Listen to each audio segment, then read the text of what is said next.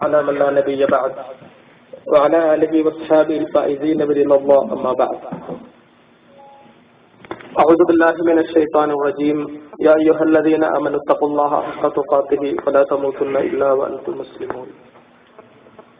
بسم الله الرحمن الرحيم. ما كان لأهل المدينة ومن حولهم من الأعراب أن يتخلفوا عن رسول الله ولا يرغبوا بأنفسهم عن نفسه ذلك بأنهم لا يصيبهم ظمأ ولا نصب ولا مخمصة في سبيل الله ولا يطؤون موطئا يغيظ الكفار ولا ينالون من عدو نيلا إلا كتب لهم به عمل صالح إن الله لا يضيع أجر المحسنين. സ്നേഹധന്യരായ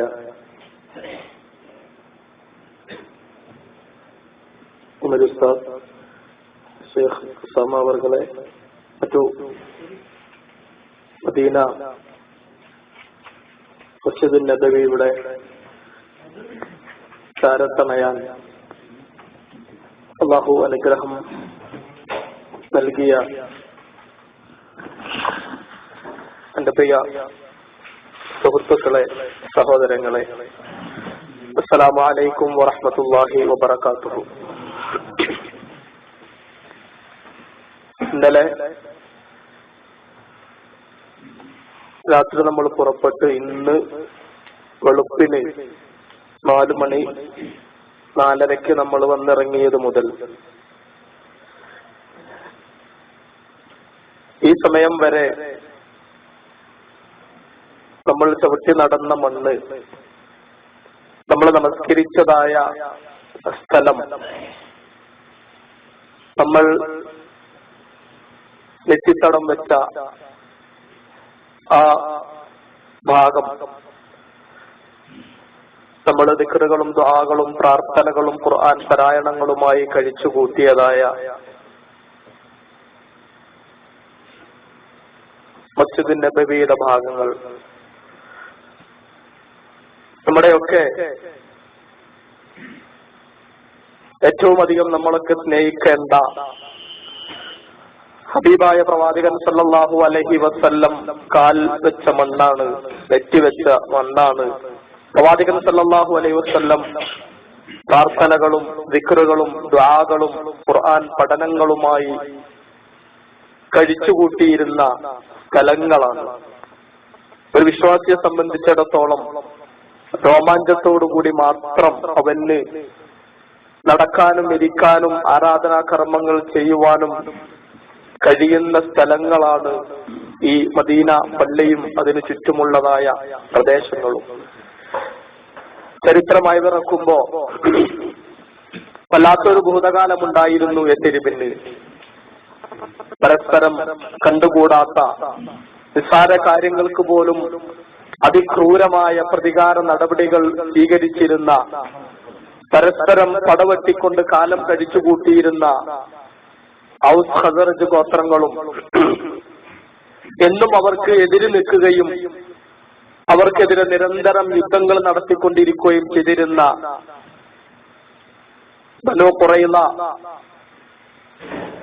ബനൂ Nadir, ബനൂ ഖൈനുഖ എന്നീ 3 ജൂത ഗോത്രങ്ങളും അടങ്ങുന്ന ജനങ്ങളായിരുന്നു അവിടെ ഉണ്ടായിരുന്നത്. നമുക്കറിയാം, ഹജ്ജിനായി മക്കത്തെത്തുന്ന ആളുകൾക്ക് ഇസ്ലാമിന്റെ വെളിച്ചം പകർന്നു കൊടുക്കുവാനുള്ള പ്രവാചകൻ സല്ലല്ലാഹു അലൈഹി വസല്ലമയുടെയും അനുയായികളുടെയും പരിശ്രമത്തിന്റെ ഫലമായി കൊണ്ട് യഥരിബിൽ നിന്നും ഹജ്ജ് ചെയ്യാനെത്തിയതായ 12 ആളുകൾ പ്രവാചകനെ കാണുവാൻ പ്രത്യേകം താല്പര്യം പ്രകടിപ്പിക്കുകയും അന്നും ഇസ്ലാം സ്വീകരിച്ചിട്ടില്ലാതിരുന്ന എന്നാൽ പ്രവാചകന് സഹായിയായി നിന്നിരുന്ന അബ്ബാസ് ബിൻ അബ്ദുൽ മുത്തലിബ് പ്രവാചകനെ അവരുടെ അടുക്കലേക്ക് കൂട്ടിക്കൊണ്ടുപോവുകയും അഖബ എന്ന സ്ഥലത്ത് വെച്ച് അവർ ആദ്യമായി ഒരു ഉടമ്പടിയിൽ ഏർപ്പെടുകയും ചെയ്യുകയാണ്. ഈ മതം സ്വീകരിച്ച് ഇതിന്റെ ആചാരങ്ങൾ അനുഷ്ഠിച്ചുകൊണ്ട് ഞങ്ങൾ ജീവിച്ചാൽ എന്തുണ്ട് ഫലം, നിങ്ങൾക്ക് സ്വർഗമുണ്ടാകുമെന്നുള്ള മറുപടി പ്രവാചകൻ നൽകുന്നു. അവർ തിരിച്ചുപോയി മദീനയിൽ പ്രബോധന പ്രവർത്തനങ്ങൾ നടത്തുവാനായി ഞങ്ങൾക്ക് ആളുകളെ വിട്ടുതരാൻ എന്നാവശ്യപ്പെടുന്നു പ്രവാചകനോട്. പ്രവാചകൻ സല്ലല്ലാഹു അലൈഹി വസല്ലം തന്റെ സദസ്സിൽ നിന്നും ആരാണ് മദീനയിലേക്ക് അഥവാ യസ്രിബിലേക്ക് പോകുവാൻ തയ്യാറുള്ളവരെന്ന് ചോദിക്കുമ്പോൾ ആരും ഉത്തരം കൊടുക്കുന്നില്ല. കാരണം യസ്രിബിന്റെ ഒരു രസതന്ത്രം അങ്ങനെയായിരുന്നു ആ കാലഘട്ടത്തിൽ. ഒടുവിൽ അന്ധനായ കണ്ടു കാണാത്ത അബ്ദുല്ലാഹി ഇബ്നു ഉമ്മി മക്തൂമാണ് കൈവക്കുന്നത്, പ്രവാചകനെ ഞാൻ പോയിക്കോളാം. അള്ളാഹുവിന്റെ പ്രവാചകൻ പറഞ്ഞു, താങ്കൾക്ക് പോകാം, പക്ഷെ ഒരാൾ കൂടെ വേണം താങ്കളോടൊപ്പം. അങ്ങനെ മിസ്അബ് റളിയല്ലാഹു അൻഹു കൂടി അതിന് തയ്യാറാവുകയും അവർ രണ്ടുപേരും കൂടെ യസ്രിബിൽ വന്ന് വളരെ ക്ലേശങ്ങൾ, പ്രയാസങ്ങൾ, കഷ്ടപ്പാടുകൾ സഹിച്ച് ഓരോ വീടുകളിലും ഇസ്ലാമിന്റെ പ്രകാശം എത്തിച്ചു. ചരിത്രം വായിച്ചാൽ നമുക്ക് കാണാം, ഔസ് ഗോത്രത്തിന്റെ തലവൻ ഉരുപ്പിടിച്ച വാളുമായി കൊണ്ട് മക്കയിൽ നിന്നും മദീനയിലെത്തിയ, മദീനക്കാർക്കിടയിൽ കുഴപ്പമുണ്ടാക്കുവാൻ ഇറങ്ങിത്തിരിച്ച രണ്ടുപേരെ കൊല്ലാനായി കൊണ്ടുവരുന്ന രംഗം ചരിത്രം പരിചയപ്പെടുത്തുന്നു. അവർ പറഞ്ഞു, മരണം ഞങ്ങൾക്ക് പ്രശ്നമല്ല, താങ്കളുടെ നാട്ടിലാണ് ഞങ്ങളുള്ളത്, താങ്കളുടെ കയ്യിലാണ് അധികാരമുള്ളത്, പവറുള്ളത്, താങ്കൾക്ക് ഞങ്ങളെ കൊല്ലാം, പക്ഷെ ഞങ്ങൾക്ക് പറയാനുള്ളത് കേൾക്കാനുള്ള ഒരു സാവകാശം കാണിക്കണം. അക്ഷമയോടുകൂടി അവർക്ക് മുമ്പിലിരുന്നതായ ഔസ് ഗോത്രത്തിന്റെ തലവന് പരിശുദ്ധ ഖുർആനിന്റെ വചനങ്ങൾ ഓതിക്കേൾപ്പിച്ച് അദ്ദേഹത്തിന്റെ മനസ്സിലത് പരിവർത്തനങ്ങൾ ഉണ്ടാക്കുകയും അദ്ദേഹം ഇസ്ലാമിലേക്ക് കടന്നു വരികയും ചെയ്യുകയാണ്. ഒരു വർഷത്തെ പ്രബോധന പ്രവർത്തനങ്ങളിലൂടെ യസ്രിബിന്റെ മുഴുവൻ വീടുകളിലും ഇസ്ലാമിന്റെ പ്രഭാവം എത്തിച്ചു. അടുത്ത വർഷം ഹജ്ജിന് വന്നപ്പോ 120 ആളുകളാണ് പ്രവാചകനുമായി കൊണ്ട് ബൈഅത്ത് ചെയ്യാൻ കടന്നു വന്നത്. മദീനയിൽ നിന്ന് മുസ്ലിമീങ്ങളായ 120 ആളുകൾ. അവര് പ്രവാചകനോട് പറഞ്ഞു, താങ്കൾ മക്ക വിട്ട് മദീനയിലേക്ക് വന്നാൽ എന്തും നൽകാൻ ഞങ്ങൾ തയ്യാറാണ്. പ്രവാചകനെയും അനുയായികളും അവർ ക്ഷണിച്ചു. പ്രവാചകൻ സല്ലല്ലാഹു അലൈഹി വസല്ലമക്ക് അല്ലാഹുവിന്റെ കൽപ്പന ലഭിച്ചു. സഹാബികൾക്ക് ഹിജ്റ പോകുവാനുള്ള അനുവാദം നൽകി. പ്രവാചകൻ സല്ലല്ലാഹു അലൈഹി വസല്ലമയും പിന്നീട് പുറപ്പെട്ടു. ഹിജ്റയുടെ ചരിത്രം എത്ര ദിവസമെടുത്ത് പറഞ്ഞാലും തീരാത്ത ചരിത്രമാണ്. സഹാബ കിറാമുകൾ സഹിച്ചതായ ത്യാഗങ്ങൾ, ഹിജ്റ പോകുവാൻ വേണ്ടി അവർ പ്രയാസപ്പെട്ട പ്രയാസങ്ങൾ, അബൂ സലമയുടെയും ഉമ്മു സലമയുടെയും ഹിജ്റയെ സംബന്ധിച്ച് ചരിത്രം പരിശോധിക്കുന്നുണ്ട്. തങ്ങളുടെ കുഞ്ഞിന് വേണ്ടിയുള്ള മക്കയുടെ ബോർഡറിൽ തടഞ്ഞു നിർത്തി തങ്ങളുടെ കുഞ്ഞിന് വേണ്ടിയുള്ള പിടിവലിയിൽ അല്ലെ, ആ ചെറിയ കുട്ടിയുടെ കൈ ഉമ്മു സലമയുടെ കുടുംബം ഊരിയെടുക്കുകയാണ്. ഉമ്മു സലമയുടെ കുടുംബം കൊണ്ടുപോകുന്നു. ബാക്കിയുള്ള ഒരു കൈ നഷ്ടപ്പെട്ട കുഞ്ഞിനെ അബൂ സലമയുടെ കുടുംബം കൊണ്ടുപോകുന്നു. അബൂ സലമ മദീനയിലേക്കും പോകുന്നു. മൂന്നാളും 3 വഴിയിൽ. പരസ്യമായും രഹസ്യമായും പ്രയാസങ്ങൾ സഹിച്ചുകൊണ്ട് ഹിജ്റ വന്നെത്തിയ സഹാബാ കിറാമുകളെ, മുഹാജിറുകളെ എല്ലാം നൽകി സ്വീകരിച്ച ഒരു വല്ലാത്ത ജനവിഭാഗം വസിച്ച മണ്ണാണിത് അൻസാരികൾ. ചരിത്രത്തിൽ തുല്യതയില്ലാത്ത അഭയാർത്ഥികൾക്ക് അഭയം നൽകുന്നതിന് തങ്ങൾക്കുള്ളതെല്ലാം ത്യജിക്കുവാൻ തയ്യാറായ, അല്ല തങ്ങൾക്ക് അത്യാവശ്യമുള്ളത് പോലും സഹോദരന്റെ ആവശ്യങ്ങൾ നിർവഹിക്കുവാൻ നീക്കിവെച്ച ഒരു വിഭാഗം ചരിത്രത്തിൽ വേറെ ഉണ്ടാവില്ല. ഖുർആൻ അവരെ പരിചയപ്പെടുത്തിയത് അങ്ങനെയാണ്.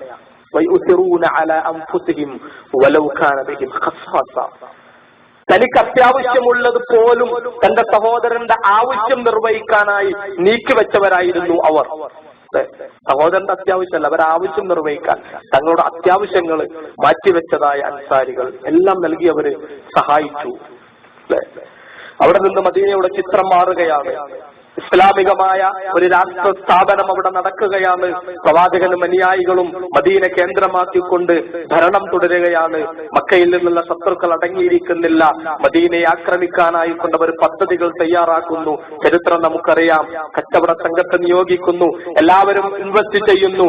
ഏറ്റവും നല്ല കച്ചവടക്കാരനായ അബൂ സുഫിയാനെ കച്ചവടം ചെയ്യാൻ തിരഞ്ഞെടുക്കുന്നു. കച്ചവടത്തിന്റെ ലാഭവും മൂലധനവും കൂട്ടിച്ചേർത്തൊരു വലിയ സൈന്യത്തെ സംഘടിപ്പിച്ച് മദീനയെ ഇല്ലാതാക്കണം. അത് മാത്രമാണ് ടാർഗറ്റ്. യാത്രാസംഘത്തെ തടയാനായി കൊണ്ടിറങ്ങി പുറപ്പെട്ട പ്രവാചകനും അനുചരന്മാരും ആ യാത്രാ സംഘം രക്ഷപ്പെടുകയും മക്കയിൽ നിന്ന് വന്ന സഹായ സൈന്യവുമായി കൊണ്ട് ഏറ്റുമുട്ടേണ്ടിയും വരുന്ന ചരിത്രത്തിലെ ഒരു ദശാസന്ധി, ഒന്നാമത്തെ യുദ്ധം. പടച്ചതമ്പുരാൻ അനുവാദത്തോടുകൂടി നിങ്ങൾ പീഡിതരാണ് എന്നത് കാരണത്താൽ നിങ്ങൾക്ക് പ്രതിരോധിക്കാനുള്ളതായ അവസരം തന്നിരിക്കുന്നു എന്ന് പടച്ചതമ്പുരാന്റെ കൽപ്പന കിട്ടിയതിനനുസരിച്ചുകൊണ്ട് പ്രവാചകനും അനുയായികളും ഇറങ്ങി പുറപ്പെടുകയായിരുന്നു. ബദർ യുദ്ധം നമുക്കറിയാം, ചരിത്രത്തിൽ തുല്യതയില്ലാത്ത അള്ളാഹുവിന്റെ മലാഖമാര് ഭൂമിയിലേക്ക് ഇറങ്ങി മുസ്ലിമീങ്ങളോടൊപ്പം നിന്നുകൊണ്ട് യുദ്ധം ചെയ്ത വല്ലാത്തൊരു രംഗം അല്ലെ. ആരൊക്കെയായിരുന്നു എന്നറിയോ? ജിബ്രീൽ അലൈഹിസ്സലാം. തലക്കലെ ഏറ്റവും പ്രമുഖനായ, ഏറ്റവും പ്രധാനിയായ, ഏറ്റവും ശക്തിയുള്ളതായ ജിബ്രീൽ അലൈഹിസ്സലാത്തു വസ്സലാം. അദ്ദേഹവും ആയിരക്കണക്കിന് മാലാഖമാരും അൽഫും മിനൽ മലായിക ഭൂമിയിലേക്ക് ഇറങ്ങി വന്നു. മുസ്ലിങ്ങൾക്ക് ആവേശം നൽകാൻ, അവരോടൊപ്പം യുദ്ധം ചെയ്യുവാൻ. ഒരു മലക്ക് തികച്ചു വേണ്ട 1000 ആൾക്കാരെ കൊല്ലാൻ. ഒരു മലക്കിന്റെ ശക്തി തികച്ചു വേണ്ട, അത്രക്ക് ശക്തവാന്മാരാണ് അവർ. അവിടെയാണ് പ്രവാചകനുള്ളതായ ആദരവായിക്കൊണ്ട്, വിശ്വാസികൾക്കുള്ളതായ മോട്ടിവേഷനായിക്കൊണ്ട് 1000 മാലാഖമാരെ ഇറക്കി കൊടുത്തു പടച്ച തമ്പുരാൻ അല്ലെ. ബദർ യുദ്ധം മുസ്ലിമീങ്ങൾക്ക് വിജയം സമ്മാനിച്ചു. മുസ്ലിമീങ്ങൾ ആഹ്ലാദത്തോടുകൂടി തിരിച്ചു പോരുകയാണ്. പക്ഷെ ആഹ്ലാദത്തിലും പടച്ച തമ്പുരാനോട് ശുക്ർ കാണിക്കാൻ മറക്കാത്ത വിശ്വാസിയുടെ ചിത്രമാണ് അവിടെ കാണിക്കുന്നത്. ബദറിലെ പരാജയത്തിന് പ്രമുഖന്മാരൊക്കെ കൊല്ലപ്പെട്ട അബൂജഹൽ അടക്കം, ഉത്ബത്തടക്കം, ഷൈബത്തടക്കം കൊല്ലപ്പെട്ടതായ ബദറിന് പ്രതികാരം ചെയ്യുവാൻ ഞങ്ങൾ എന്തും ത്യജിക്കുമെന്ന് പ്രഖ്യാപിച്ചുകൊണ്ട് വെല്ലുവിളികളുമായി കൊണ്ട മക്കക്കാർ തിരിച്ചുപോയത്. അബൂ സുഫിയാനൊക്കെ പ്രതിജ്ഞ എടുത്തു, മുസ്ലിങ്ങളോട് പ്രതികാരം ചെയ്യുന്നത് വരെ ഞാൻ മാംസാഹാരം കഴിക്കൂല. എന്ത് പ്രതിജ്ഞ ചെയ്തു? മുസ്ലിങ്ങളോട് പ്രതികാരം ചെയ്യുന്നത് വരെ ഞാൻ എന്റെ മുടി കെട്ടിവെക്കൂല, ഞാനൊരു കോസ്മെറ്റിക്സും ഉപയോഗിക്കൂല, അലങ്കാര വസ്തുക്കളൊന്നും ഉപയോഗിക്കൂല. കടുത്ത പ്രതിജ്ഞയായിരുന്നു. അടുത്ത വർഷം വന്നപ്പോ അവർക്ക് യുദ്ധസന്നാഹം ഒരുക്കാൻ പറ്റിയില്ല. അതിനടുത്ത വർഷം അവരെ സൈന്യമൊരുക്കിക്കൊണ്ട് കടന്നു വരികയാണ്. പ്രവാചകനും അനുയായികളും കൂടിയാലോചിച്ച് എന്ത് ചെയ്യണം. അല്ലാഹുവിന്റെ റസൂൽ പറഞ്ഞു, നമുക്ക് ഇവിടെ തന്നെ നിൽക്കാം, പുറത്തു പോണ്ട. പക്ഷെ അൻസാരികളായ ബദറിൽ പങ്കെടുക്കാൻ ഭാഗ്യം കിട്ടിയിട്ടില്ലാതിരുന്ന ചെറുപ്പക്കാരായ മദീനക്കാരായ അൻസാരികൾ പറഞ്ഞു, ഇല്ല, നമുക്ക് പുറത്തു പോകണം. പ്രവാചകന്റെ തീരുമാനം അല്ല, പ്രവാചകന്റെ അഭിപ്രായം അതായിരുന്നിട്ടും ചെറുപ്പക്കാരായ ഒരു കൂട്ടം ആളുകളുടെ ആവശ്യം പരിഗണിച്ചുകൊണ്ട് തന്നെ അള്ളാഹുവിന്റെ പ്രവാചകൻ തീരുമാനമെടുത്തു, ശരി, പുറത്തു പോകാം, നമുക്ക് അവരെ പുറത്തുനിന്ന് തന്നെ അടിക്കാം. അവർ മദീനയിൽ നിന്നും പുറത്തേക്കിറങ്ങി. അപ്പോഴേക്കും ശത്രുക്കൾ ഏകദേശം മദീനക്കടുത്തെത്തിയിരുന്നു. ഉഹുദിന്റെ താഴ്വരയിൽ അവര് തമ്പടിച്ചിട്ടുണ്ടായിരുന്നു. നമ്മൾ നാളെ പ്രദേശം കാണാൻ പോകും. ഒരു ഭാഗം ഉഹുദ് മലയാണ്. വിശ്വാസികൾക്ക്, മദീനക്കാർക്ക് ഏറ്റവും വലിയ മല അതാണ് ഉഹുദ് മല. നമ്മളെ നാട്ടിലൊക്കെ നമ്മൾ എന്തുണ്ടായാലും ഹിമാലയം എന്ന് പറയുന്നത് പോലെ പ്രവാചകൻ സല്ലല്ലാഹു അലൈഹി വസല്ലമയുടെ ഒരുപാട് ഹദീസുകളിൽ ഉഹുദിനെ കുറിച്ചുള്ളതായ പരാമർശങ്ങളുണ്ട്. അല്ലാഹുവിന്റെ റസൂൽ പറഞ്ഞു, ഉഹുദ് ജബലുൻ, അതൊരു മലയാണ്. ആ മല ഞാനതിനെ സ്നേഹിക്കുന്നുണ്ട് അല്ലെ, യഹബ്ബുനി, അതെന്നെ സ്നേഹിക്കുന്നുണ്ട്. അള്ളാഹുവിന്റെ റസൂൽ സ്നേഹിച്ച, അള്ളാഹുവിന്റെ പ്രവാചകനെ സ്നേഹിച്ച മല അല്ലെ ഉഹുദ് മല. ഒരുപാട് ഹദീസുകളിൽ പ്രതിഫലങ്ങൾ പറയുമ്പോ, മയ്യത്ത് സംസ്കരണത്തിന്റെ പ്രതിഫലങ്ങൾ പറയുമ്പോ ഉഹുദ് മലയോളം പ്രതിഫലം എന്ന് റസൂൽ പരിചയപ്പെടുത്തുന്നുണ്ട്. നരകവാസികളുടെ രൂപങ്ങൾ പറഞ്ഞപ്പോ അവരുടെ പല്ലിനെ ഉപമിച്ചത് ഉഹുദ് മലയോളം ഉണ്ടായിരിക്കുമെന്ന. ചരിത്രത്തിൽ വളരെയധികം പരാമർശിക്കപ്പെട്ടതായ ഉഹുദ് മല, അതിന്റെ ചാരത്താണ് ഉഹുദ് യുദ്ധം നടക്കുന്നത്. അതുകൊണ്ട് അതിന് ഉഹുദ് യുദ്ധം എന്ന് പേര് വരുന്നത്. പ്രവാചകൻ നിശ്ചയിച്ചതായ 50 അമ്പെയ്ത്തുകാരെ നിർത്തിയതായ ജബലുർ റുമാത്ത് അതല്ല ഉഹുദ് മല. പലരും അങ്ങനെ തെറ്റിദ്ധരിക്കാറുണ്ട്. ആൾക്കാരെ അതിന്റെ മേലെ കയറി നിൽക്കുന്നതോ കാണാം. ജബലുർ റുമാത്ത് എന്നാണ് അറിയപ്പെടുന്നത്. അമ്പെയ്ത്തുകാരിൽ നിന്ന മല. പിന്നിൽ നിന്നുള്ള ശത്രുക്കളുടെ ആക്രമണത്തെ തകർക്കുവാനും തടുക്കുവാനും പ്രതിരോധിക്കുവാനുമുള്ള ഒരു യുദ്ധതന്ത്രമായിരുന്നു അത്. നമുക്കറിയാം, യുദ്ധത്തിൽ വിശ്വാസികൾ വിജയിക്കുകയായിരുന്നു. ശത്രുക്കളെ യുദ്ധക്കളം വിട്ട് ഓടി. മുസ്ലിങ്ങള് വിജയിച്ചു യുദ്ധം. ഉഹദ് യുദ്ധത്തിലും അള്ളാഹുവിന്റെ മാലാഖമാരാജത്തിൽ ഇറങ്ങിയിരുന്നു എന്നാണ് ചരിത്രം പരിചയപ്പെടുത്തുന്നത്. അള്ളാഹുവിന്റെ പ്രവാചകൻ സല്ലല്ലാഹു അലൈഹി വസല്ലം സഹാബാക്കൾക്ക് കാണിച്ചു കൊടുക്കുന്ന, ഇമാം ബുഖാരി റിപ്പോർട്ട് ചെയ്യുന്ന ഒരു ഹദീസ് ഉണ്ട്. ഒരു കുതിരപ്പുറത്ത് വളരെ നല്ല രീതിയിൽ ആയുധമണിഞ്ഞുകൊണ്ടിരിക്കുന്ന ആളെ ചൂണ്ടി റസൂൽ ചോദിക്കുന്നുണ്ട്, ധാരാന്ന് മനസ്സിലായോ?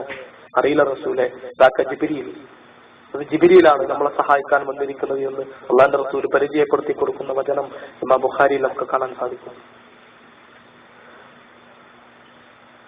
യുദ്ധക്കളം വിട്ടോടിയതായ ശത്രുക്കൾ യുദ്ധത്തിൽ നിന്നും പിന്തിരിഞ്ഞോടിയത് കണ്ടപ്പോ മലമുകളിലുള്ളവരായ ആളുകൾ ഇറങ്ങി വരിക. അള്ളാന്റെ റസൂൽ കൊടുക്കുന്ന ഒരു കൽപ്പന ഉണ്ടായിരുന്നു. എന്താ? യുദ്ധക്കളത്തിൽ ഞങ്ങളുടെ കബന്ധങ്ങൾ കഴുകന്മാർ കൊത്തിവലിക്കുന്നത് കണ്ടാലും എന്റെ കൽപ്പന കിട്ടാതെ ഇവിടെ നനങ്ങരുത്. യുദ്ധം അവസാനിച്ചെന്ന് കരുതി ഇറങ്ങിപ്പോന്നു. അബ്ദുല്ലാഹിബ്നു ജുബൈർ, അതായത് അവരുടെ തലവൻ, തടഞ്ഞു നോക്കി. അവർ പറഞ്ഞു, യുദ്ധം കഴിഞ്ഞില്ലേ, നമ്മൾ ആവശ്യമല്ല. അല്ലെ, യുദ്ധമുദ്രകൾ വാരിക്കൂട്ടുന്നവരുടെ തിരക്കിലേക്ക് ഇറങ്ങി വരികയായിരുന്നു അമ്പെയ്ത്തുകാരും. ഏറ്റവും വലിയ മക്കയിലെ യുദ്ധതന്ത്രജ്ഞനായിരുന്ന ഖാലിദ് ബിൻ വലീദ്, അന്ന് ശത്രുപക്ഷത്ത. ഇന്ന് നമ്മൾ അദ്ദേഹത്തിന്റെ പേര് കേൾക്കുമ്പോ റളിയല്ലാഹു അൻഹു എന്ന് പറയും. അദ്ദേഹം കൂട്ടാളികളെ വിളിച്ചുകൊണ്ട് പറഞ്ഞു, പറ്റിയ സന്ദർഭമാണ്, ഞാനും ഒരു ഭാഗവും പിന്നിലൂടെ പോയി ബാക്കിയുള്ളവരെ വകവരുത്തി പിന്നിലൂടെ ആക്രമണം തുടങ്ങിയാൽ നിങ്ങൾ മുന്നിലൂടെയും ആക്രമിക്കണം, പറ്റിയ അവസരമാണ്, നമുക്ക് ഉപയോഗപ്പെടുത്തണം എന്ന് പറയുകയും അത് പ്രാവർത്തികമാക്കുകയും ചെയ്തു. ജബലുർ റുമാത്തിൽ ശേഷിക്കുന്ന 8 or 9 അമ്പെയ്ത്തുകാരെ കൊന്നൊടുക്കിക്കൊണ്ട് അവര് പിന്നിലൂടെ മുസ്ലിങ്ങൾ ആക്രമിച്ചു. അതേസമയം മുന്നിൽ നിന്നുമുള്ള അബൂ സുഫ്യാൻ നേതൃത്വത്തിലുള്ള സൈന്യവും ആക്രമണം നടത്തി. മുസ്ലിങ്ങൾക്ക് എല്ലാ നിയന്ത്രണവും നഷ്ടപ്പെട്ടു. ആയുധം താഴെ വെച്ചിരുന്നു. യുദ്ധക്കളം വിട്ടുകൂടി പോകുന്ന രംഗണ്ടായി. 70ഓളം മുസ്ലിമീങ്ങൾ രക്തസാക്ഷികളായി. ഉഹുദിന്റെ രണാങ്കണം സന്ദർശിക്കുമ്പോ അവിടെ ഒരുപാട് സഹാബാക്രാമുകൾ രക്തസാക്ഷിത്വം ലഭിച്ചുകൊണ്ട് സ്വർഗത്തിലേക്ക് പറന്നു പോയ മണ്ണാണെന്ന് നമ്മൾ തിരിച്ചറിയണം. പ്രവാചകൻ സല്ലല്ലാഹു അലൈഹി വസല്ലം ഏറ്റവും അധികം സ്നേഹിച്ചിരുന്ന, സംരക്ഷിച്ചിരുന്ന ഹംസാ ബിൻ അബ്ദുൽ മുത്തലിബ് റളിയല്ലാഹു അൻഹു മരണപ്പെട്ടതായ യുദ്ധം നമുക്കറിയാം. വഹ്ശിയുടെ പിന്നിൽ നിന്നുള്ള ആക്രമണത്തിലൂടെ നിലത്ത് വീണ അദ്ദേഹത്തിന്റെ ശരീരം കഷ്ടമാക്കി മാറ്റുകയാണ് ഹിന്ദ്. ഇന്നവരും സഹാബ വനിതയാണ് നമുക്ക്. മുസ്ലിമുകൾക്കെതിരെ ഏറ്റവും ക്രൂരമായി കൊണ്ട് പെരുമാറിയ ഹംസാ റളിയല്ലാഹുവിന്റെ തല വെട്ടിപ്പൊളിച്ചെടുത്ത് തലച്ചോറിലേക്ക് മദ്യമൊഴിച്ച് അത് തന്റെ തലയിലൂടെ ഒഴിച്ചുകൊണ്ട് ആ യുദ്ധക്കളത്തിലൂടെ ആഹ്ലാദ നൃത്തം ചവിട്ടിയ ഹിന്ദിന്റെ ചിത്രം അള്ളാന്റെ റസൂലിന് മനസ്സൊന്ന് പോകാത്തതുകൊണ്ടാ മക്കമ്പത്തേന്റെ അന്ന് മുമ്പിൽ നിന്ന് മാറിയിരിക്കണം എന്ന് റസൂലിന് പറയേണ്ടി വന്നത്. ഹംസാ റളിയല്ലാഹുവിന്റെ കരലെടുത്ത് കടിച്ച് ചവച്ച് തുപ്പിക്കളഞ്ഞവർ. ഒരുപാട് ആളുകൾക്ക് ആ രീതിയിലുള്ള രക്തസാക്ഷിത്വത്തിന്റെ വല്ലാത്ത പദവി ലഭിച്ചതായ യുദ്ധമായിരുന്നു ഉഹുദ് യുദ്ധം എന്ന് നമുക്ക് കാണുവാൻ സാധിക്കും. സഅദ് ഇബ്നു റബീഇന്റെ ചരിത്രം നമ്മൾക്ക് ഒരുപാട് കേട്ടതായിരിക്കും. യുദ്ധം തുടങ്ങുന്നതിന് മുൻപ് അദ്ദേഹത്തിന്റെ പ്രാർത്ഥന, നാഥ, ഈ യുദ്ധത്തില് ഈ ശത്രുക്കളിലെ ഏറ്റവും പ്രധാനപ്പെട്ടതായ ഒരാളെ, ഒരു പ്രധാനപ്പെട്ട പ്രധാനിയെ കൊല്ലാനുള്ള ഭാഗ്യം നീ എനിക്ക് നൽകണേ. തൊട്ടടുത്തിരിക്കുന്ന അബ്ദുറഹ്മാൻ ഇബ്നു ഔഫ് റളിയല്ലാഹു അൻഹു ആമീൻ പറഞ്ഞു. അത് പറഞ്ഞു, ബാക്കി ഞാൻ പറഞ്ഞു, നിങ്ങൾ ആമീൻ പറയോ? അതെ, ഞാൻ പറയാം. അദ്ദേഹം ബാക്കി പറഞ്ഞു. അതാ അദ്ദേഹത്തെ, ആ മനുഷ്യനെ, ശത്രുവിനെ കൊന്നത് കാരണത്താൽ ശത്രുക്കൾ എല്ലാവരും കൂടെ എനിക്ക് ചുറ്റും വളഞ്ഞു നിന്ന് എന്നെ അവർ ഒന്നിച്ച് ആക്രമിക്കട്ടെ. ആമീൻ. അവരുടെ നേതാവിനെ കൊന്നതിൽ അരിശം തീരാതെ അവരെന്റെ കണ്ണുകൾ ചൂഴ്ന്നെടുക്കട്ടെ, എന്റെ മൂക്കവര് വെട്ടിയെടുക്കട്ടെ, എന്റെ ചെവിയവര് അരിഞ്ഞെടുക്കട്ടെ, എന്റെ ശരീരഭാഗങ്ങൾ അവർ കഷ്ടമാക്കി മുറിച്ചു മാറ്റട്ടെ. ആമീൻ പറഞ്ഞു. ഞാൻ പറഞ്ഞു, ദാദാ, എന്നിട്ട് നാളെ പരലോകത്ത് വരുമ്പോ എന്റെ കണ്ണ് വേറെ, എന്റെ മൂക്ക് വേറെ, എന്റെ നാക്ക് വേറെ, എന്റെ ചെവി വേറെ, എന്റെ കൈ വേറെ, എന്റെ കാല് വേറെ എന്നിങ്ങനെ വേറെ വേറെയായി നീ ഒരുമിച്ച് കൂട്ടണം നാദാ പരലോകത്ത്. എന്നിട്ട് എനിക്ക് ചോദിക്കണം, എന്റെ മുറിച്ചെടുത്ത മൂക്കിന് പകരം, എന്റെ അരിഞ്ഞെടുത്ത നാവിന് പകരം, എന്റെ ചുഴിഞ്ഞെടുത്ത കണ്ണുകൾക്ക് പകരം, എന്റെ മുറിച്ചെടുത്ത കൈകൾക്ക് പകരം, എന്റെ വെട്ടിമാറ്റിയ കാലുകൾക്ക് പകരം എനിക്ക് നീ സ്വർഗത്തിൽ ഒരിടം തരണേ നാഥാ എന്നെനിക്ക് നിന്നോട് ചോദിക്കണം. അതേ മാമി പറഞ്ഞു. അപ്പൊ പ്രാർത്ഥന സ്വീകരിച്ചു. ഉഹദ് യുദ്ധത്തിന് ഏറ്റവും അധികം വികൃതമാക്കപ്പെട്ട ശരീരമായിരുന്നു അദ്ദേഹത്തിൻ്റെത്. അദ്ദേഹത്തിനെ കാണാതെ യുദ്ധം കഴിഞ്ഞപ്പോ ഓടി തെരഞ്ഞിട്ട് കിട്ടണില്ല. അവസാനം നോക്കുമ്പോ അദ്ദേഹത്തിന്റെ കണ്ണില്ലാത്ത, കാതില്ലാത്ത, മൂക്കില്ലാത്ത, നാവില്ലാത്ത തലയൂട്ടി ഒരു പാറപ്പുറത്ത് വെച്ചിട്ടുണ്ട്. അദ്ദേഹത്തിന്റെ ചുണ്ടും നാവും മൂക്കും ചെവിയും എല്ലാം കൂടെ ഒരു ഈത്തപ്പന നാരിൽ കോർത്തെടുത്തിട്ട് ഒരു ഈത്തപ്പനയിൽ തൂക്കിയിട്ടിട്ടുണ്ട്. അദ്ദേഹത്തിന്റെ ശരീരം കഷ്ടങ്ങളാക്കി മുറിച്ച് അത് മണലിലിങ്ങനെ പൊതഞ്ഞു കിടക്കുന്നുണ്ട്. അതെല്ലാം കൂടി ഒരു കൊട്ടയിൽ വാരിക്കൂട്ടി അവിടെ തന്നെ മറമാടുകയായിരുന്നു. ഇന്നും നമുക്ക് പോയാൽ അവിടെ കാണാൻ അതും ഖബർ എടുത്തുണ്ടാവാൻ പറ്റാത്തതുകൊണ്ട് അവിടെ തന്നെ ഖബറടക്കാൻ പറഞ്ഞതാണ്. ഹംസാ റളിയല്ലാഹു അൻഹുവിന് ലഭിച്ചതായ ആദരവ് നമ്മൾ അറിഞ്ഞതാണ് അവിടെ, അല്ലെ? കല്യാണം കഴിച്ച ആദ്യ രാത്രിയിൽ ഭാര്യയോടൊപ്പം കിടക്കുന്ന സന്ദർഭത്തില് പടച്ചതമ്പുരാന്റെ പ്രവാചകന്റെ യുദ്ധത്തിലേക്കുള്ള വിളിയാളം കേട്ട് യുദ്ധത്തിനിറങ്ങി തിരിച്ച ഹൻദല ആ യുദ്ധത്തിലെ രക്തസാക്ഷിയാവുക. ആദ്യ രാത്രിയാണ് ഭാര്യയുടെ അടുക്കൽ നിന്നും എണീറ്റുകൊണ്ട് യുദ്ധത്തിന് പോകുന്നത് ഹൻദല റളിയല്ലാഹു അൻഹു. യുദ്ധം കഴിഞ്ഞപ്പോൾ അദ്ദേഹത്തിന്റെ ഭാര്യ വരുന്നുണ്ട് യുദ്ധക്കളത്തിലേക്ക്. റസൂലിനോട് ചോദിച്ചിട്ട് റസൂലിന് മുഖത്ത് നോക്കാൻ കഴിയാത്ത സ്ഥലമായിട്ട് നിന്നു. ഇന്നലെ കല്യാണം കഴിഞ്ഞ് ഒരു രാത്രി പോലും തന്റെ പ്രിയതമോടൊപ്പം ഉറങ്ങാൻ കഴിയാത്ത ഈ പെൺകുട്ടിയോട് ഞാൻ എന്ത് പറയും? അല്ലാണ്ട് റസൂൽ സ്ഥലമായിട്ട് നിന്നു. ആ പെൺകുട്ടി വന്നിട്ട് പറഞ്ഞു, റസൂലെ, എന്റെ ഹൻദല സ്വർഗത്തിലേക്ക് പറന്നു പോയിട്ടുണ്ടെന്ന് ഞാൻ അറിഞ്ഞു. എനിക്കതിൽ വിഷമല്ല റസൂലെ, എനിക്കതിൽ സങ്കടമല്ല. പക്ഷേ ഇന്നലെ രാത്രി ഞാനുമായി കൊണ്ട് ബന്ധപ്പെട്ട് അദ്ദേഹം ജനാപത്തുകാരനായി കുളിക്കാതെയാണ് യുദ്ധത്തിന് പോയത്. റസൂലെ, നാളെ പരലോകത്ത് ഒരുമിച്ച് കൂട്ടപ്പെടുമ്പോ ശുഹദാക്കളെ അവരെ കുളിപ്പിക്കാതെ അതേ രക്തക്കറകളുമായി കൊണ്ടാണല്ലോ അവരെ മറമാടുക. റസൂലെ, എന്റെ ഭർത്താവ് നാളെ പടച്ചറബിന് മുമ്പിൽ എണീപ്പിക്കുമ്പോ ജനാപത്തുകാരനായി കൊണ്ടാണല്ലോ റസൂലെ കടന്നു വരിക. എന്താണ് അതിന്റെ പ്രതിവിധി? ഒന്നും ഉണ്ടാൻ പറ്റുന്നില്ല, ഒന്നും സംസാരിക്കുന്നില്ല. ഒരൽപ്പം കഴിഞ്ഞപ്പോ അള്ളാഹുവിന്റെ വഹീ പ്രവാചകൻ ഇറങ്ങി. പ്രവാചകൻ ആ പെൺകുട്ടിയെ വിളിച്ചു, സഹാബാക്കളെ വിളിച്ചുകൊണ്ട് അവളോട് പറഞ്ഞു, സന്തോഷിക്കോ സഹോദരി, താങ്കളുടെ ഭർത്താവിന്റെ മയ്യിത്തത പടച്ചതമ്പുരാന്റെ കൽപ്പനയുമായി കൊണ്ട് സ്വർഗലോകത്തിലെ മാലാഖമാര് ഭൂമിയിലിറങ്ങി കുളിപ്പിച്ചുകൊണ്ടിരിക്കുകയാണ്. സഹാബാക്കളെ പോയി നോക്കണം. സഹാബാക്കൾ പോയി നോക്കി. മുടിയിൽ നിന്നും വെള്ളം ഇറ്റ് വീണുകൊണ്ടിരിക്കുന്ന ഹൻദലയുടെ ബോഡിയാണ് അവർ യുദ്ധക്കളത്തിൽ കാണുന്നത്. അള്ളാഹുവിന്റെ മാലാഖമാരുടെ കൈകളാൽ മയ്യിത്ത് കുളിപ്പിക്കപ്പെടാൻ ഭാഗ്യം ലഭിച്ചതായ ഹൻദലയെ പോലെയുള്ള ധീര രക്തസാക്ഷികൾക്ക് അവസരം നൽകിയ ഉഹുദ്. അവിടേക്കാണ് നമ്മൾ പോണത്. ഇതിനു വേണ്ടി, യാദർശത്തിന് വേണ്ടി നമ്മൾ എന്ത് ചെയ്തു എന്നുള്ളത്, നമുക്കെന്തൊക്കെ ചെയ്യാനാവുമെന്നുള്ളത് നമ്മൾ ആലോചിക്കേണ്ടതായ രംഗമാണ് ബദർ നമ്മൾ പഠിപ്പിക്കുന്നത്. പ്രവാചകൻ സല്ലല്ലാഹു അലൈഹി വസല്ലമയുടെ കൽപ്പന ധിക്കരിച്ചുകൊണ്ട് അതിൽ നിന്നും അത് കൃത്യമായി പിൻപറ്റാതെ പോയതിന്റെ ഫലം അനുഭവിക്കുകയായിരുന്നു ബദറിലൂടെ അവർ. ഒരു നേതാവിന്റെ കൽപ്പന ധിക്കരിക്കാൻ പാടില്ല എന്നുള്ള ശക്തമായ ഒരു ഗുണപാഠം കൂടെ നമുക്ക് ഉഹുദ് നൽകുകയാണ്. രണ്ടും മദീനക്ക് പുറത്തു പോയതും ആ യുദ്ധക്കളത്തിൽ അമ്പെയ്ത്തുകാർ താഴേക്ക് ഇറങ്ങി വന്നതും നേതാവിനോടുള്ള ധിക്കാരമാണ്. അല്ലാഹു റസൂൽ ഒരിക്കൽ പോലും അത് വിളിച്ചു പറഞ്ഞില്ല. 70ഓളം തനിക്ക് പ്രിയപ്പെട്ടവരായ ആളുകളടക്കം രക്തസാക്ഷികളായിട്ടും ഒരിക്കൽ പോലും അല്ലാഹുവിന്റെ റസൂല്, അന്നെ ഞാൻ പറഞ്ഞില്ലേ മദീനക്ക് പുറത്തു പോകണ്ടെന്ന് പറഞ്ഞിട്ടില്ല റസൂല്. ആ മലമുകളിൽ നിന്നും താഴേക്ക് ഇറങ്ങി വന്ന ഏതെങ്കിലും ഒരു അമ്പെയ്ത്തുകാരനോട് നിങ്ങളാണതിന് കാരണക്കാരെന്ന് അല്ലാഹുവിന്റെ റസൂൽ പറഞ്ഞിട്ടില്ല. അതാ പ്രവാചകൻ സല്ലല്ലാഹു അലൈഹി വസല്ലം. അതുകൊണ്ടാ പുറത്ത് പറഞ്ഞത്,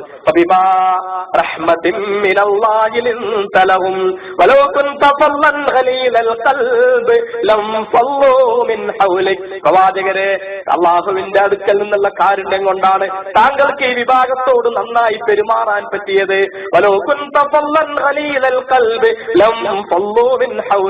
താങ്കളെങ്ങാനും ഒരു കഠിന ഹൃദയനായിരുന്നു, ഒരു പരുഷ സ്വഭാവിയായിരുന്നുവെങ്കിൽ ഒരൊറ്റ അനുയായി പോലും താങ്കൾക്ക് ചുറ്റുമുണ്ടാകുമായിരുന്നില്ല. അങ്ങനെ റസൂൽ അവരോട് പെരുമാറിയത്. മുഹമ്മദുർ റസൂലുള്ളാഹ് വല്ലദീന ആമനൂ മഅഹു അശിദ്ദാഉ അലൽ കുഫാരി റുഹമാഉ ബൈനഹും. റഹ്മാക്കളാണ് അവർ പരസ്പരം, കാരുണ്യം ചൊരിഞ്ഞുകൊണ്ട്, പരസ്പരം കാരുണ്യം ചൊരിഞ്ഞുകൊണ്ട്. റുമൂക്കിന്റെ യുദ്ധക്കളത്തിൽ ആർക്കും നൽകാനാവാതെ 3 സഹാബികൾക്ക് 3 പേർക്ക് വെള്ളം കുടിക്കാനായി കൊണ്ട് വെച്ച് നീട്ടിയിട്ടും ആർക്കും വെള്ളം കൊടുക്കാനാവാതെ ആ സഹോദരന്റെ കയ്യിൽ കിടന്നുകൊണ്ട് ആ വെള്ളപ്പാത്രം വിറകൊണ്ടിട്ടുണ്ടെങ്കിൽ അവർക്കിടയിലുള്ള കാരുണ്യം കൊണ്ടായിരുന്നത്.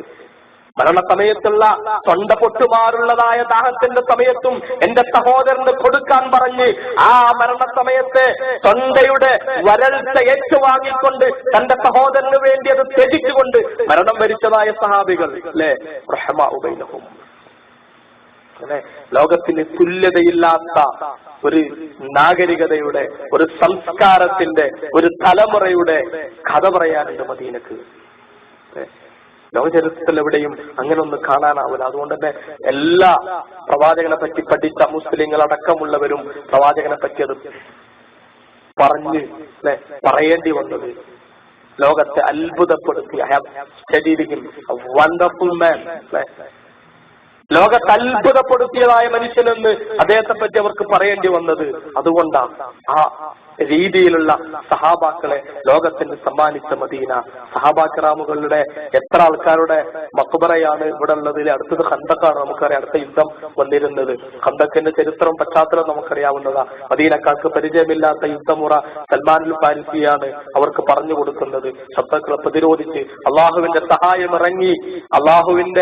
സഹായം ഇറങ്ങിയത് കൊണ്ട് മാത്രം ആ യുദ്ധത്തിൽ മുസ്ലിംകൾ രക്ഷപ്പെട്ടു. ശത്രുക്കൾ ചിതറിയോടി പോകുന്ന ഒരു രംഗമാണ് ഉണ്ടാവുക. അടുത്ത കാലത്ത് വരെ ഖന്തക്കിന്റെ ഒരു ബാക്കിപത്രമായിട്ടെങ്കിലും അവിടെ ഉണ്ടായിരുന്നു. ഒന്നുമില്ല, കംപ്ലീറ്റ് ആ ഭാഗം തന്നെ നീങ്ങി പോയിട്ടുണ്ട്. മഞ്ഞു പോയ കൊലത്തിലായിട്ടുണ്ട് കാര്യങ്ങൾ. ഞാൻ പറഞ്ഞു വന്നത് സഹാബാക്രാമുകൾ എത്ര ആൾക്കാരുടെ മക്ബറയാണ് ബഖീലുള്ളത്. ബഖീകൾ ഹദീസിൽ വന്നിട്ടുള്ളതായ അതിന്റെ പേര് നമ്മള് പിന്നെ ജന്നത്തുൽ ബഖീ എന്നൊക്കെ സാധാരണ നമ്മൾ പറയാറുണ്ട്. പക്ഷെ ആ ഒരു പേരൊന്നും ഹദീസിൽ വന്നിട്ടില്ല. ഹദീസിൽ സൂചിപ്പിക്കപ്പെട്ടിട്ടുള്ളത് ബഖീകൾ ഖർഖദ് എന്ന പേരാ. ബഖീആൻ. എത്ര സഹാബാക്കളുടെ മയ്യത്തിന്റെ ബഖീയിൽ കബറടക്കപ്പെട്ടതായിട്ട് 100,000 ചെല്ലാനും സഹാബാക്കൾ ഉണ്ടായിരുന്നു. എത്ര ആൾക്കാരുണ്ട്? വളരെ കുറച്ചല്ലേ, വളരെ കുറച്ച്. ബാക്കിയുള്ളവരൊക്കെ എവിടെ?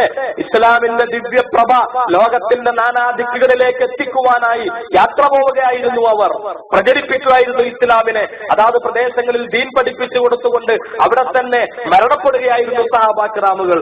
അതുകൊണ്ടാണ് മദീനയിൽ ഒൽക്കൊന്നും ഇടമില്ലാതെ പോയത്. അവർക്ക് മദീനയിൽ അന്ത്യവിശ്രമം കൊള്ളുന്നതിനേക്കാൾ അവർക്ക് പ്രധാനം ഈ ദീന് എത്താത്തവരായ ആളുകൾക്ക് എത്തിക്കുക എന്നുള്ളതായിരുന്നു. അതുകൊണ്ട് പോയതാണ് അവർ. നമ്മുടെ ഉത്തരവാദിത്തങ്ങൾ വളരെ വലിയതാണ്. മദീനയുടെ ചരിത്രം, ആ മദീനയിലെ പ്രവാചകനെ നെഞ്ചിലേറ്റുന്ന ആ പ്രവാചകന്റെ അനുയായികളെന്ന് അഭിമാനം കൊള്ളുന്നവരായ നമ്മൾ ആ പ്രവാചകൻ വിട്ടേച്ചു പോയതായ മാർഗങ്ങൾ പഠിക്കുവാനും ആ പ്രവാചകന്റെ സുന്നത്ത് ജീവിതത്തിൽ പകർത്തുവാനും ആ പ്രവാചകൻ നമ്മളോട് ആജ്ഞാപിച്ചതായ ഈ ദീനിനെ ജനങ്ങളിലേക്ക് എത്തിക്കുവാനുമുള്ളതായ പ്രവർത്തനങ്ങളിൽ നമ്മൾ നിരതരാവേണ്ടതുണ്ട് അല്ലെ. അതിന് സമയം കണ്ടെത്തേണ്ടതുണ്ട്. നമ്മൾ അവസാനിപ്പിക്കുകയാണ് ഞാൻ. വൈകിയ വേളയിൽ പ്രവാചകൻ സല്ലല്ലാഹു അലൈഹി വസല്ലമയെയും അനുയായികളെയും മദീനയെയും കുറിച്ച് പറഞ്ഞതായ ഒരായത്ത് മാത്രം പറഞ്ഞ് അവസാനിപ്പിക്കുക. മദീന നമ്മളിന്ന് കാണുന്നത് പോലെ ആകെ പച്ച ഊച്ചരമായൊരു മണ്ണൊന്നായിരുന്നില്ല കേട്ടോ. ഇത് വെറും ബിൽഡിങ്ങുകൾ മാത്രമാണ് നമ്മൾ എവിടെയും കാണുന്നത്. അന്ന് മദീന എന്ന് പറഞ്ഞാൽ കുറച്ചുകൂടെ ഒക്കെ ഫലഭൂയിഷ്ടമായിരുന്നു അല്ലെ. നമ്മൾ കാണുന്ന ബഖീൽ ഖർഖദിന്റെ താരത്തായിരുന്നു തൽഹാ റളിയല്ലാഹു അൻഹുവിന്റെ ഏറ്റവും പ്രസിദ്ധമായ ഭൈരവ തോട്ടം ഉണ്ടായിരുന്ന സ്ഥലം അല്ലെ. ഭൈരവ തോട്ടത്തിന്റെ പ്രത്യേകത എന്തായിരുന്നു? ഈത്തപ്പനകളും അതേപോലെ തന്നെ മുന്തിരിക്കുലകളും ഗോതമ്പും ഒക്കെ വിളഞ്ഞു നിൽക്കുന്ന ഒരു തോട്ടം. അതിന്റെ നടുവിലൂടെ ഇങ്ങനെ ഒരു നല്ലൊരു നീരുറവ് ഉണ്ടായിരുന്നു, അരുവി ഉണ്ടായിരുന്നു.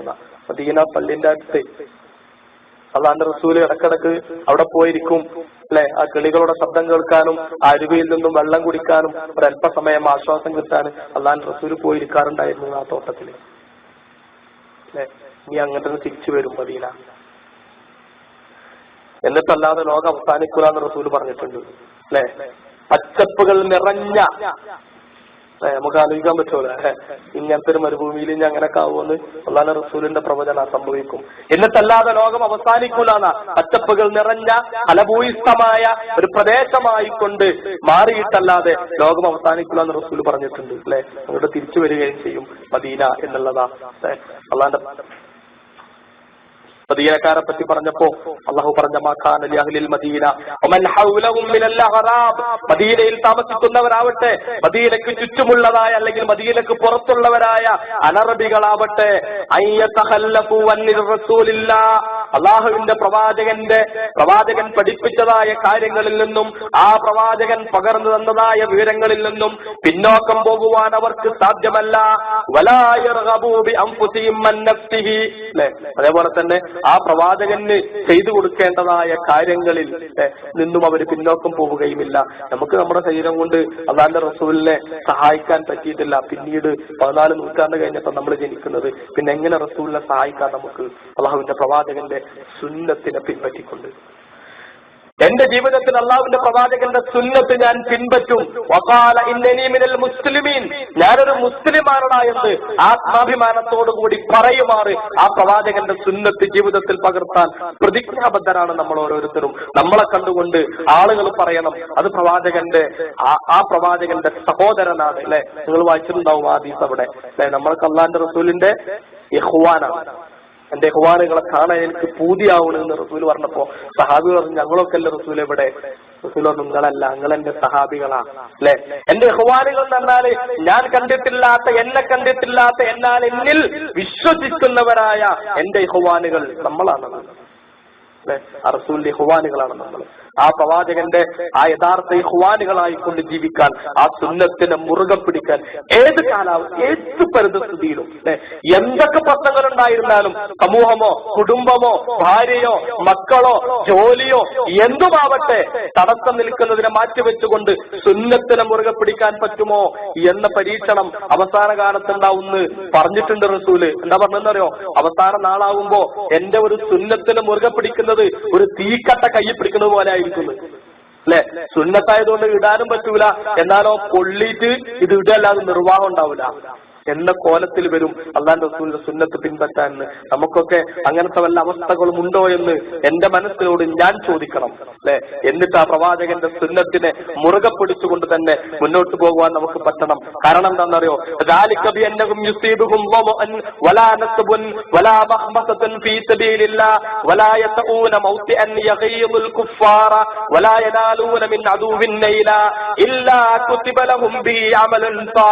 കാരണം എന്താ?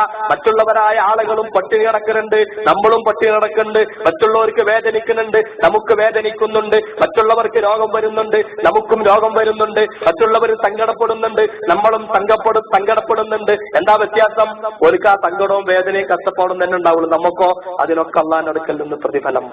ഒരു വേദനക്ക്, ഒരു സങ്കടത്തിന്, ഒരു അസുഖത്തിന്, ഒരു പ്രയാസത്തിന്, ഓരോന്നിനും പടച്ചിറപ്പ് നമുക്ക് അമലുകൾ രേഖപ്പെടുത്തി വെക്കുന്നു എന്നുള്ളത് കൊണ്ടാ നിങ്ങൾ അങ്ങനെ ചെയ്യരുത് എന്ന് പറഞ്ഞത്. അല്ലെ, നിങ്ങൾ അല്ലാഹുവിന്റെ റസൂലിനെ സഹായിക്കാൻ ഉണ്ടാവണമെന്ന് പറഞ്ഞത് അതുകൊണ്ടാ. നിങ്ങൾ ചെയ്യുന്ന ഒരു വിശപ്പാവട്ടെ, ഒരു ദാഹമാവട്ടെ, ഒരു ക്ഷീണമാവട്ടെ, ഒരു കാൽപ്പാട്, ഒരു കാലിന് നിങ്ങൾ വെക്കുന്നത് പോലും അമലുൻ സാലിഹുൻ സൽക്കർമ്മമായി കൊണ്ട് നിങ്ങൾക്ക് രേഖപ്പെടുത്തി വെക്കുകയാണ്. ഇന്നല്ലാഹ ലാ യുദിഉ അജ്റൽ മുഹ്സിനീൻ, സൽക്കർമ്മികളുടെ നല്ലവരുടെ പ്രവർത്തനത്തെ അല്ലാഹു പാഴാക്കുകയില്ല എന്ന സൂറത്ത് തൗബയിലെ 120-ാമത്തെ വചനം മദീനക്കാരെ കുറിച്ചും മദീനക്ക് പുറത്തുള്ള മറ്റ് അറബികളെ കുറിച്ചുമാണ് പറഞ്ഞത്. നമ്മളും കൂടെയാണത്. അല്ലെ, അല്ലാഹുവിന്റെ റസൂലിന്റെ സുന്നത്തിനെ പിൻപറ്റുവാനും അതിനെ പകർത്തുവാനും അതിനെ പ്രചരിപ്പിക്കുവാനും ബാധ്യസ്ഥരാണ് നാം. കാരണം നമ്മുടെ ഓരോ കാലടിക്കും റബ്ബ് പ്രതിഫലം നൽകുന്നുണ്ട് എന്നതുകൊണ്ട് തന്നെ. അതുകൊണ്ട് ആ പ്രവാചകനും അനുയായികളും പകർന്നു തന്നതായ സത്യസരണിയിലൂടെ മുന്നോട്ട് പോകുവാൻ പ്രതിബന്ധങ്ങൾ എന്ത് തന്നെ ഉണ്ടായിരുന്നാലും തലവൽക്കരിച്ചുകൊണ്ട് മുന്നോട്ട് പോകുമെന്നുള്ള ഒരു ദൃഢപ്രതിജ്ഞയോടെയാവണം ഈ മദീന സിയാറയും കഴിഞ്ഞുകൊണ്ട് നമ്മൾ മടങ്ങിപ്പോകുന്നത്. അല്ലാഹു സുബ്ഹാനഹു വ തആല നമുക്ക് ഏവർക്കും അതിന്റെ തൗഫീഖ് നൽകുമാറാകട്ടെ. വാഖിറു ദഅവാന അനിൽ ഹംദുലില്ലാഹി റബ്ബിൽ ആലമീൻ വസല്ലല്ലാഹു അലൽ മുർസലീൻ വസ്സലാമു അലൈക്കും വറഹ്മത്തുള്ളാഹി വബറകാതുഹു.